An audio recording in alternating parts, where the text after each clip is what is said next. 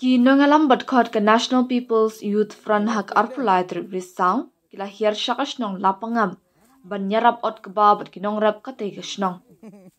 Na kalyang ke NPYF kila kerpat ikisamla ke constituency kentop kentay bat shinrang ban mi syuk syakman ban let yarap ikinong lapangam ban ot ya keba uba kila terishitam barok shisnam lenter.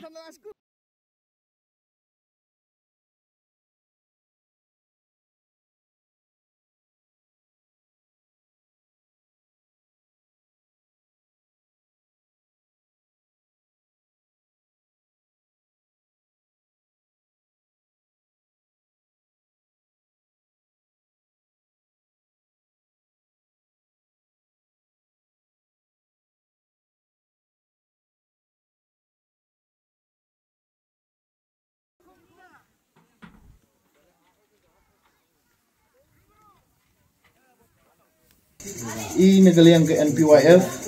da yo wialai wo wi ambentalang cirup bagi chnong lapangap ko yo yo kuba hadin wa da poi sub isan haperdi jingyakan at haperdi ki arjai benru da sekiat dap de mensin wasnya aku menado kata wa da poi sub isan le ga jingyaro yo chief minister CM Konrad Sangma ile kejingero yo deputy CM yong in Shri Snyabhalang ha ile kejing keburom kejingero ye ki officer ke uper ki wari embentalang wo tho ye sub ye sign ha perdi ki arjek bindru wo em perdi jingya kanat i negaliang ke NPYF dawan here ini Cirup secretary Habok Sungo assistant secretary Samson Chulai rengkat bagi member yang ke NPYF hawarok ganati constituency dia here ini caka chnong lapangap wo yo ya rap kat i wiye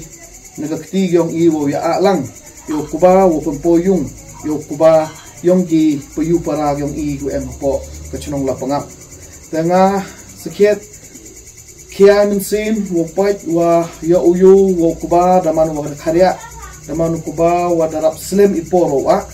tengah gini bo og jingkerpat jor ni ga jingkerpat ko wakhia haperdi yang pi warok ki konpenro yang ko constituency ko mea yang i ko snya bha pi wi palai pol kat i ye wanang yang i wo yo rap lang ya kita ki piyu yang i em hachong lapangap wo yo ki kumpoi yo kuba yang ki chayung hei por wo biang